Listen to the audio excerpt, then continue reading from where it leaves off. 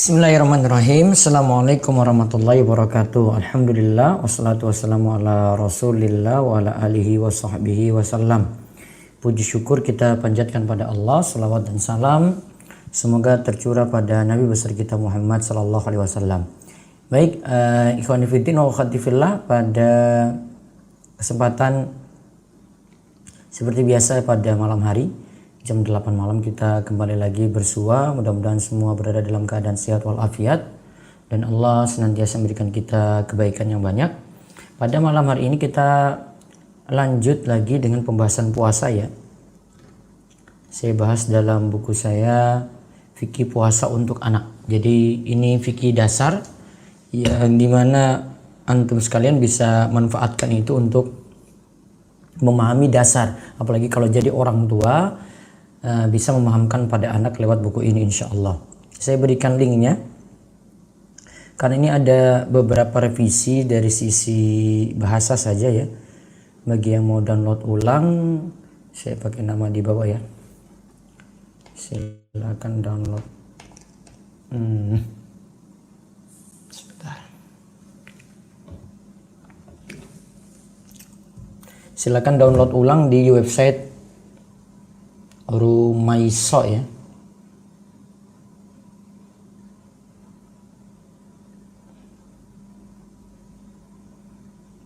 Ada di buku fikih ya, buku fikih puasa untuk anak, materi parenting. Sebentar, saya buka dulu untuk kasih antum link untuk bisa pelajari itu. Karena buku ini manfaat sekali. Dari sisi ringkas, tidak terlalu banyak dalil penting saja yang membuat pemula juga bisa pahami dengan mudah. Yang penting bisa paham gitu. Bentar ya. Membuat pemula juga. Silakan download.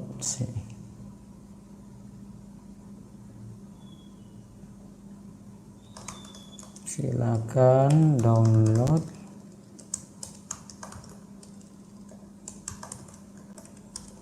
Buku untuk rujukan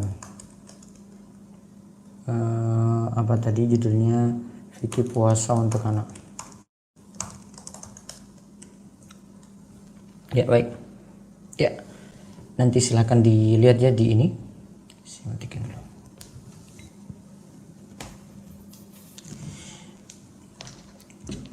Baik, dalam kita memahami puasa, di dalamnya ada juga amalan-amalan. Jadi tidak hanya seputar puasa, orang harus mengetahui kalau di bulan Ramadan ada sholat taraweh. Lihat di halaman 33, sholat taraweh itu termasuk qiyamul lail. Termasuk qiyamul lail atau sholat malam yang spesial dilakukan di bulan Ramadan. Jadi spesial sekali dilakukan di bulan Ramadan dan istimewanya memang di bulan itu. Kemudian hukum sholat tarawih sunnah, tidak wajib. Maka kita kadang terlalu prioritas pada ini. Ada yang prioritas pada sholat tarawih, subuh enggak, sholat yang wajib yang lainnya enggak. Padahal ini hukumnya sunnah. Nabi SAW pernah keluar berapa malam bersama ya, sholat ingin bersama para sahabat. Kemudian tidak sampai beliau keluar berturut-turut ya, beliau cuma berapa malam kemudian tidak keluar lagi. Para sahabat keesokan harinya tanya, "Wahai Rasulullah SAW, kenapa malam hari tadi malam engkau itu tidak keluar?" Beliau katakan, "Saya cuma khawatir kalau kalian menganggap ini jadi wajib." Yang ketiga, salat tarawih dilakukan secara berjamaah. Baik di masjid, kalau saat wabah seperti ini di bulan Ramadan maka kita sholat di rumah juga bisa berjamaah. Kemudian dianjurkan rutin dijaga tiap malam. Jadi tiap malam itu dijaga rutin. Jadi jangan seperti sebagian orang yang katakan Rasulullah SAW kan tidak keluar berturut-turut dalam tiap malam, ya kita ya juga tidak ini berturut-turut. Ingat Rasulullah SAW tidak keluar itu karena ada sebab, yaitu dikhawatirkan kalau ibadah sholat tarawih itu jadi wajib. Sekarang kita sudah menganggap itu sunnah, jadi tidak ada masalah untuk rutinkan tiap malam. Dan ini menjadi anjuran sejak masa Khulafaur Rasyidin Umar bin Khattab, dihidupkan tiap malam. Kemudian yang keempat, dianjurkan sholat tarawih karena ada keutamaannya, yaitu akan mendapatkan pengampunan dosa. Kemudian jika dilakukan bersama imam hingga berjamaah selesai, ingat ya, terserah imamnya mau 11 atau 23, yang penting dia sampai selesai, tidak berhenti nanti 11 dia berhentinya 8, kemudian 3 nanti kerjakan di rumah. Baiknya tidak seperti itu. Atau 23 imamnya, kemudian dia yakini 11, pas rakaat ke-8 dia keluar dari situ, juga kurang tepat. Kalau mau mengamalkan hadis, ya, dia sholat bersama imam hingga imam itu selesai. Yaitu Nabi SAW itu katakan, siapa yang ikuti imam hingga imam itu selesai, kutiba lahu qiyamul laila, dicatat baginya sholat semalam suntuk. Kemudian sholat tarawih keutamanya lagi adalah seutama-utamanya sholat. Jadi kita bisa pahamkan juga pada orang lain seperti itu, dibandingkan dengan sholat sunnah yang lainnya di bulan Ramadan. Nah, sholat tarawih ini yang utama. Kemudian mengenai jumlah rakaat di nomor 5 dijelaskan sholat tarawih bisa dilakukan 11 atau 23 rakaat. Bisa pula lebih dari itu. Karena Nabi SAW tidak membatasi jumlah rakaat sholat malam. Lalu yang keenam, sholat tarawih yang paling bagus adalah yang lama selesainya. Jadi paling lama, berdirinya lama, surat yang dibaca panjang-panjang, itu lebih afdol daripada kita melakukan sholat tarawih ya dengan cepat. Bahkan ada yang tumak ninanya nggak ada. Nah, itu yang bermasalah. Tumak nina di sini ingat bagian dari rukun sholat. Terus yang ketujuh, sholat tarawih dilakukan dengan setiap 2 rakaat salam. Jika ada yang melakukan dengan 4 rakaat salam tetap sah juga. Jadi 2 salam, 2 salam, 2 salam, 2 salam seperti itu. Kemudian yang kedelapan, wanita muslimah boleh melakukan sholat tarawih di masjid. Jadi wanita muslimah boleh melakukan sholat tarawih di masjid. Namun jika sholat tarawih dikerjakan di rumah itu lebih afdal bagi muslimah, sebagaimana halnya sholat 5 waktu. Kemudian yang kesembilan, sholat tarawih ditutup dengan sholat witir. Rakaatnya ganjil. Jika dilakukan 3 rakaat, bisa mengerjakan dengan pola 2 rakaat salam, lalu 2 rakaat salam. Ya, dilakukan dengan 2 rakaat salam. Sini saya tulis sama ya, sebentar. Ini makanya buku ini selalu ingin saya koreksi ini. Kalau baca sendiri baru tahu salahnya di mana.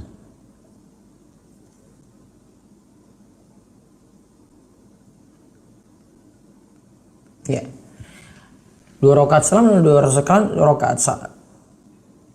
Bisa mengerjakan ini jika dilakukan 3 rakaat witir ya. Sekarang kita bahas ya. Sholat tarawih ditutup dengan sholat witir. Jika dilakukan 3 rakaat bisa mengerjakan dengan pola 2 rakaat salam lalu 1 rakaat salam, atau dengan pola 3 rakaat sekaligus salam tanpa tahiyat awal. Jadi kalau 3 langsung maka tidak boleh ada tahiyat awal ya. Ingat ya, kalau 3 langsung tidak boleh ada tahiyat awal. Terus yang ke-10, setelah sholat witir dianjurkan membaca Subhanal Malikul Quddus, Subhanal Malikul Quddus, Subhanal Malikul Quddus, Rabbil Malaikati Warruh. Nah, bisa ngajarkan pada yang lainnya kayak gitu. Ini yang versi ringkasnya. Ada lagi yang versi panjangnya. Allahumma inni a'udzu biridhaka min sakhatik wa bi mu'afatika min uqubatik wa a'udzu bika minka la usi sana'an 'alaik anta kama asnaita ala nafsi. Lalu materi ke-16 membaca khatam Al-Qur'an. Jadi kalau punya target bisa menghatamkan Al-Qur'an di bulan Ramadan.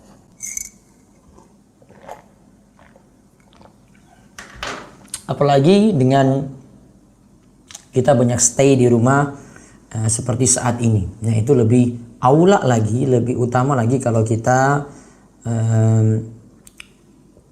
bisa menghatamkan Al-Quran. Mudah-mudahan ya, kita punya target seperti itu. Terus sebentar saya sambil ini ya.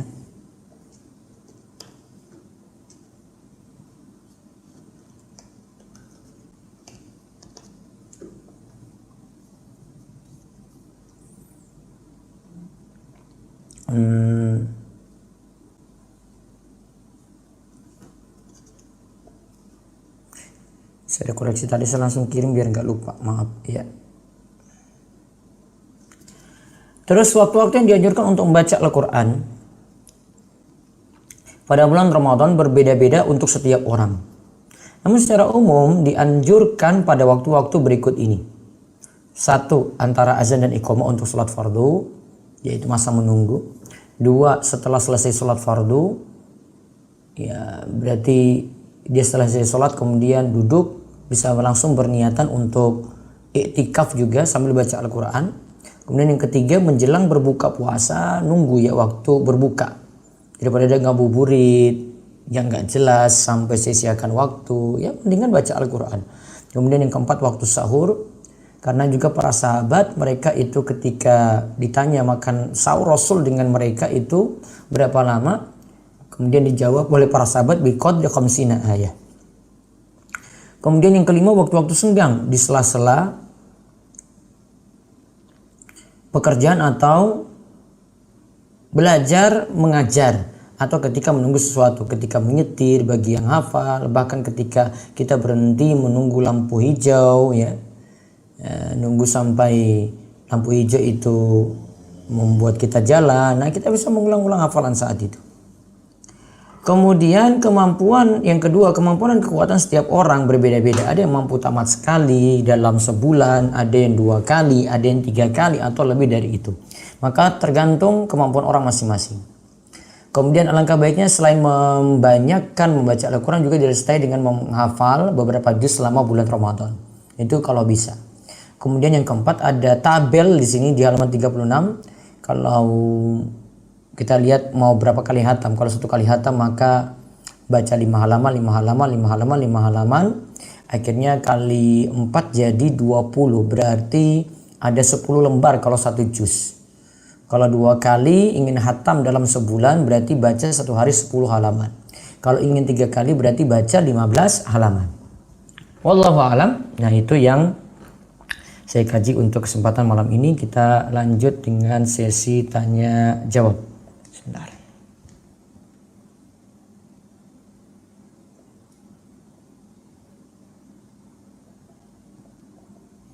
Baik. Saya jawabin dari yang paling atas ya. Dari Tisna Nur Permadi. Ustaz, bagaimana jika terlalu sering buang angin saat sholat? Buang anginnya setelah selesai berwudu sering kali. Soalnya ibu saya rematik dan asam urat di bagian kakinya. Apakah ada uzur? Itu uzur. Bisa setiap kali mau sholat dia berwudu. Kalau ternyata keluar di tengah-tengah setelah dia berwudu, sholat lanjut saja. Itu keringanan. Satu beberapa masjid di sini azan subuh 4:15 dan beberapa masjid lain azan 4:37. Beberapa ustadz salaf di sini mengikuti jam yang 4:37 karena sudah dilakukan penelitian batas sahurnya. Saya sarankan ikut yang awal saja, yang 4:15. Ya, biar tidak terlalu banyak konflik dan itu juga cari aman. Kalau dia undur malah siapa tahu yang 4:15 itu yang benar, malah dia jadi kena masalah, ya maka silakan dipertimbangkan. Jadi 4:15 dan 4:37 saya milih yang paling cepat untuk azan subuhnya. Sehingga ketika 4:15 sudah berhenti makan dan minum. Cara bertobat. Dari penggelapan dana perusahaan yang tidak mungkin mengembalikan karena status sudah resign. Minta maaf kepada perusahaan atau kalau punya uangnya dikembalikan pada pihak perusahaan. Saat kapan waktu membaca doa ketika berbuka puasa setelah membaca bismillah? Apakah puasa kita sah jika berdoa berbuka puasa tidak langsung dibaca sehabis minum tapi nanti makan dulu? Tahapannya gini ya, ingat ya. Saya misalnya buka puasa dengan kurma, makanan ringan. Saya baca bismillah dulu, terus makan kurma, terus saya berdoa. Manfaatkan waktu antara azan, saya nunggu sampai iqamah, di samping itu juga waktu berbuka dia berdoa. Saya berdoa terus mohon pada Allah hajat. Nah setelah itu selesai kemudian saya lanjutkan makan. Nah itu lebih aman. Ustaz, mana yang lebih baiknya dilakukan oleh wanita ketika bulan Syawal, puasa Syawal atau membayar utang puasa Ramadan? Dahulu kan bayar utang puasa Ramadan ya daripada puasa Syawal, karena yang wajib didahulukan itu yang pertama. Kemudian untuk dapat puasa sempurna dari bulan Syawal, dapat pahalanya, disyaratkan puasa sesasi penuh, sebulan penuh. Karena Nabi SAW itu katakan, man shoma Ramadhana summa atba'ahu sittan min Syawal kana kasiyamid dahar. Siapa yang berpuasa di bulan Ramadan kemudian dia ikutkan dengan puasa 6 hari di bulan Syawal, maka dia seperti puasa setahun penuh. Berarti disyaratkan man shoma Ramadana, puasa Ramadan terlebih dahulu. Kalau punya qadha, bayar utang, maka tentu saja yang qadha ini dilunasi terlebih dahulu. Ustaz, adik saya baru saja diterima di salah satu perguruan tinggi. Apakah boleh mengadakan syukuran atas diterimanya adik saya di perguruan tinggi itu? Boleh-boleh saja, yang penting tidak ada amalan bid'ah. Bagaimana hukumnya diskon yang diberikan oleh toko apabila kita membeli lebih dari satu barang? Apakah diperbolehkan? Boleh manfaatkan itu. Ustadz, apa hukumnya tidak mengqadha puasa dengan alasan pekerja berat yang tidak bisa menahan lapar dan haus? Apa boleh dengan membayar fidyah? Saran saya, berhenti kerja, waktu dia itu nganggur tetap qadha puasa. Kayak begini bukan alasan ya. Karena pekerjaan itu nggak urgent-urgent banget, nggak buat orang itu mati kalau dia ya memutuskan untuk resign karena Allah beri rezeki. Kenapa tidak yakin pada rezeki Allah? Kok pekerjaan kok jadi buat kita susah ibadah gitu loh. Apakah sah sholat kita yang sambil duduk di kursi kereta padahal sebenarnya masih mungkin bisa kita sholat sambil berdiri di lorong-lorong gerbong karena kereta makan. Kalau kesana jauh, kemudian resiko juga ke sana, tempatnya mungkin kurang nyaman, nah itu bisa jadi pertimbangan untuk sholat di tempat duduk masing-masing, nggak masalah. Apakah sah sholat kita? Ya, kalau kita saat ziarah kubur di kuburan kan tidak boleh membaca Al-Quran. Lalu bagaimana pendapat Ustaz tentang baca surat Al-Fatihah saat ziarah kubur? Kalau dikatakan tidak membaca Al-Quran saat ziarah kubur berarti secara umum ya tidak dibolehkan. Al-Fatihah juga tidak dibolehkan saat itu. Cukup berdoa, doakan. Urutan tersebut saya ambil dari khutbah Jumat Ustadz Abdu di channel Rumaisa. Bagaimana cara mengoreksinya? Apakah dengan wajib dahulu ditunaikan seluruhnya bisa memakai berhari-hari? Apa ini? Ketika di hari tertentu baru bisa memperbaiki poin kedua yaitu meninggalkan yang haram. Pertanyaannya ke ini hapus nih ya. Saya nggak paham. Bagaimana hukumnya jika tidak mengaminkan Al-Fatihah imam yang buruk bacaan tajwidnya sedangkan masih yang dekat rumah tidak ada lagi yang lebih baik dari dia? Coba ditimbang-timbang, ini imamnya itu salah di mana? Karena tidak semua kesalahan tajwid itu membuat sholat batal. Maka orang yang belajar tajwid harus mengimbangi dengan fikih juga untuk menghukumi ini masalah ataukah tidak. Jangan memakai hukum tajwid untuk menghukumi batalnya sholat gitu. Jadi tolong ditimbang-timbang lagi dan pelajari tentang syarat baca Al-Fatihah yang mana saja yang mesti dipenuhi.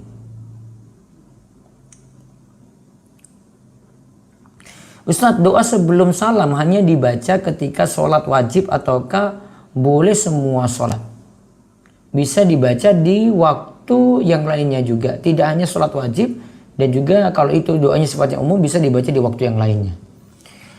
Ustadz izin bertanya, apabila wanita sedang dalam keadaan haid, apakah boleh membaca Al-Quran melalui HP? Karena banyak beberapa pendapat yang pernah saya dengar. Dia boleh baca Al-Quran lewat HP, itu tidak ada masalah. Karena HP itu bukan mushaf. Dia mau nyentuh langsung tidak masalah. Namun kalau mau aman, ya dia pakai sarung tangan atau enggak, install Al-Quran terjemahan di HP itu yang lebih aman.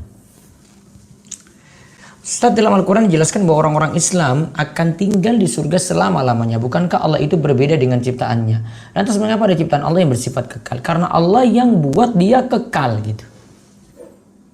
Namun kan makhluk punya keterbatasan. Dia cuma sementara saja dari sisi Allah itu lebih dahulu azali sampai nanti terus tetap ada. Kalau manusia kan tidak seperti itu. Ustadz, bolehkah anak-anak yang berumur 8 tahun mengimami saat sholat tarawih di rumah untuk memurojaah hafalannya berkaitan dengan abinya? Boleh saja seperti itu kalau memang dia sudah layak dan bisa mengerjakan sholat. Ustadz, apakah dalam Islam saat hamil ada peringatan 4 bulanan atau 7 bulanan? Tidak ada. Karena termasuk amalan yang tidak ada tuntunan. Ustadz, bagaimana jika ketika kita sholat kita merasa was-was keluar madhi? Dan tetap kita melanjutkan sholat untuk menghindari was-was. Dan ba'da sholat dicek ternyata benar keluar. Apa harus ulang sholat? Kalau memang yakinnya itu keluar dalam sholat, maka sholatnya itu dikerjakan ulang. Namun ini apa yang di madhi ya? Madhi membuat wudhu batal. Ustaz, apakah darah sedikit sekali apabila menggaruk statusnya najis akibat dari menggaruk statusnya najis tidak dimaafkan? Darah sedikit itu dimaafkan. Ini pendapat yang paling tepat. Apa hukumnya apabila ada seorang janda yang menikah menganut mazhab Hanafi yang membolehkan untuk menikah tanpa wali? Tidak sah. Karena pendapatnya lemah. Apalagi kalau terapkan di mazhab Syafi'i, ya, di mazhab Syafi'i itu tidak sah. Jadi saran saya taubat, jangan gampang-gampangan untuk milih pendapat seenaknya saja. Ini kan milih pendapat seenaknya, ini sah. Jadi saya pilih pendapat ini saja, nggak boleh. Harus pilih pendapat yang paling kuat. Ustaz, secara sholat tarawih berjamaah di rumah gimana Ustaz? Apa harus pakai Bilal? Tidak. Saya jelaskan tadi siang ketika jelaskan sholat tarawih tidak pakai Bilal. Selama pandemi COVID-19 ini, apabila masih berujung hingga lebaran, bagaimana hukumnya jika sholat Idul Fitri tidak bersalaman dengan orang tua dan kerabat? Apakah ini boleh atau adab yang buruk? Kalau yang orang tua masih boleh lah seperti itu. Ya mungkin dengan yang lain yang dijaga jarak. Kalau orang tua dengan orang tua sehat, tidak ada masalah. Kecuali kalau kita yang masalah begitu. Maka nanti bisa minta uzur pada orang tua untuk tidak bersalaman langsung. Benarkah ada hadis Rasulullah SAW menyiram air dan menabur bunga saat pemakaman anak Rasulullah yaitu Ibrahim? Wallahu a'lam, saya tidak tahu riwayatnya. Yang tahu bisa beritahu ke saya. Ustaz, bolehkah para wanita ikut tadarus di masjid ketika bulan Ramadan? Masih dibolehkan dengan sama perempuan saja. Ustaz, apakah boleh belajar Al-Quran semisal pelajaran tahsin, tahfidz, tilawah pada guru yang belum kenal manhajnya, belum jelas manhajnya? Sebaiknya cari guru yang manhajnya itu benar sehingga kita tidak terpengaruh pemahamannya. Ustaz, jika kita beruban, lebih baik mana? Lebih besar mana pahalanya? Dibiarkan, dicabut, atau dicat? Dicabut haram. Ya, bisa dua kemungkinan, dibiarkan atau dicat. Ya, saya belum tahu keutamaan mana yang paling besar. Yang jelas, kalau lihat dari riwayat sih dicat, karena dicat itu berarti butuh biaya yang keluar. Maka itu lebih besar daripada dibiarkan saja untuk dari sisi pahala. Jika kita tidak mampu bayar kafarah puasa 2 bulan, memberi makan 60 orang miskin, apa yang harus dilakukan? Maka tunggu nanti dia punya kemampuan. Kalau tidak, ya jadi gugur. Kalau tidak mampu sama sekali selamanya.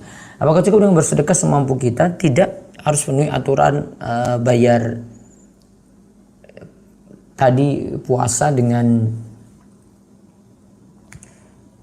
di sini disebutkan apa? Saya bertanya, jika tidak mampu bayar kafarah puasa 2 bulan, memberi makan 60 orang miskin, apa yang harus dilakukan? Yang dia mesti lakukan adalah 60 orang miskin tidak bisa lagi. Jadi gugur. Berarti dia memang tidak mampu. Ustaz, bagaimana jika kita berada pada sebuah lingkungan yang ada kemungkaran, sedangkan kita tidak mampu mengingatkan? Cukup ingkari dalam hati. Wa dzalika adaful iman. Nabi SAW katakan itulah selemah-lemahnya iman. Terus ya 1 menit ya. Ustaz, bagaimana jika kita berada di ada sebuah lingkungan yang ada kemungkaran sedangkan kita tidak mampu mengingatkannya? Fattaqullaha mastata'tum. Bertakwalah kepada Allah semampu kalian dan ingatkan semampunya. Bagaimana cara mendakwai orang tua yang memiliki akidah menyimpang dan beliau bersifat keras? Dakwai pelan-pelan ya. Kasar, keras itu tidak bisa dibalas dengan kasar saja. Harus ada ya cara untuk lemah lembut di sini. Ustaz, bolehkah ibu menjadi makmum anaknya usia 9 tahun karena hafalan anak lebih banyak dari ibunya? Boleh saja seperti itu, yang penting ingat kalau jadi imam, yang penting sudah bisa sholat. Sudah bisa sholat namanya tamyiz. Seperti itu masih dibolehkan. Seperti kita ketahui Nabi melakukan sholat tarawihnya 11 rakaat, lalu Nabi melakukan 2 atau 4. Nabi melakukan 2. Namun kalau 4 masih sah seperti tadi yang saya sebutkan. Apabila ada teman-teman tiba-tiba memberi surprise ulta dengan kue ulta, sementara kita sudah berusaha tidak merayakan, apakah kue itu tetap boleh dimakan Ustadz? Baiknya tidak dimakan, serahkan pada orang yang butuh saja, biar kita tidak dianggap loyal pada acara tersebut. Imam sholat tarawih sambil membaca mushaf Al-Quran boleh atau tidak? Masih boleh dan sah. Doa yang paling bagus saat istri sedang hamil itu apa? Banyak doa secara umum dan coba baca zikir-zikir, perkuatkan lagi dengan zikir-zikir, nah itu lebih ampuh. Apa hukumnya menggunakan voucher gratis ongkir dan pembayarannya pakai e-wallet seperti Shopee Pay? Dilihat lagi proseduralnya ya. Saya belum kaji ini lebih jauh. Ya, mungkin satu lagi.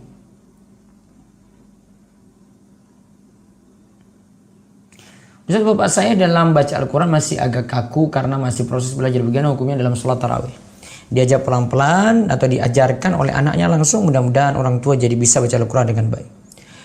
Wallahu a'lam bishawab. Saya mohon maaf ya, hanya bisa sampai detik ini karena saya ada tugas lagi. Mungkin saya istirahat dulu dan butuh untuk mengerjakan tugas yang penting setelah ini. Demikian yang saya bisa sampaikan. Terus pertanyaan terakhir, Ustadz minta rekomendasi buku Qawaid Fikih yang terjemah bahasa Indonesia. Saya punya, terjemahannya lengkap dan penjelasannya juga ringkas. Kalau mau ada channel Telegramnya, itu bisa dimanfaatkan tulisan tersebut dalam satu channel Telegram. Saya sudah buat, namun ya tunggu saja, siapa tahu saya nanti bisa perbaiki dan jadi buku nantinya. Demikian, subhanakallahumma wa bihamdika asyhadu an la ilaha illa anta astaghfiruka wa atubu ilaik. Assalamualaikum warahmatullahi wabarakatuh.